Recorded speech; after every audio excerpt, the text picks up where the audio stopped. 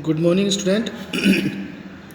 स्वागत है आपका भजनपाल भाटी इंटर कॉलेज के डिजिटल वर्ड में। आज जो मेरा प्रकरण होगा वो हिंदी गद्य में पाठ 3 होगा, यानी चैप्टर 3 अशोक के फूल। इसके जो राइटर हैं वो हैं हजारी प्रसाद द्विवेदी, और ये हजारी प्रसाद द्विवेदी का लिखा हुआ एक निबंध है। ठीक है नहीं, तो सबसे पहले आज मैं केवल आपको इस चैप्टर की जो व्याख्याएं हैं, यानी जो चैप्टर में व्याख्याएं निहित हैं, उनको केवल आपको समझाऊंगा, और वो आपको केवल समझनी है, यानी पढ़नी है। अशोक में फिर फूल आ गए, इन छोटे छोटे लाल लाल पुष्पों के मनोहर स्तवों में कैसा मोहक भाव है।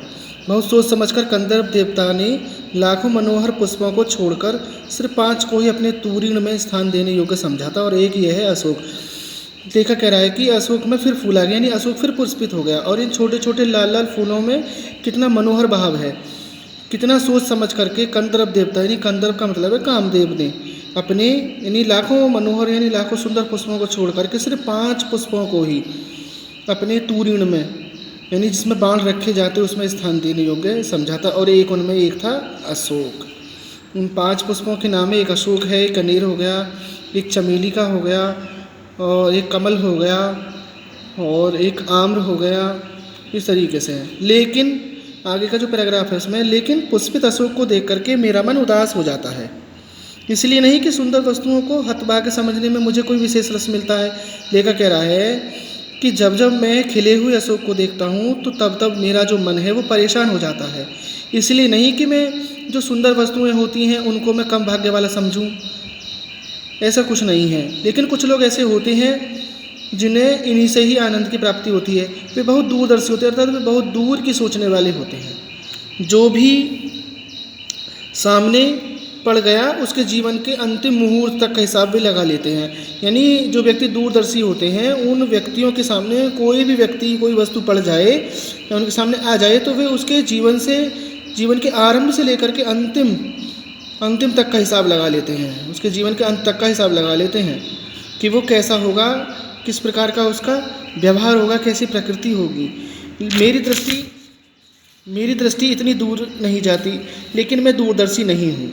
फिर भी मेरा मन इस खिले हुए अशोक को देख करके न जाने क्यों उदास हो जाता है। असली कारण जो है, यानी जो कारण है मेरी उदासी का, वो तो मेरे अंदर जो निहित ईश्वर है वही बता सकते हैं, और जो थोड़ा बहुत मैंने अनुमान लगाया है उसे मैं बता सकता हूँ। ठीक है ना, आगे सुनिए।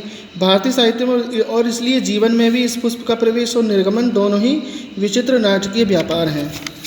लेखक कह रहा है कि भारतीय साहित्य में और भारतीय जीवन में इस पुष्प का आना और फिर चले जाना दोनों ही ये समझिए कि एक तरीके से नाटक के समान है। ऐसा तो कोई नहीं कह सकता कि कालिदास के पूर्व भारतवर्ष में इस पुष्प का कोई नाम ही नहीं जानता था। यानी इस बात को कोई नहीं झुटला सकता कि कालिदास से पहले इस भारतवर्ष में इस फूल के बारे में कोई जानता ही न था।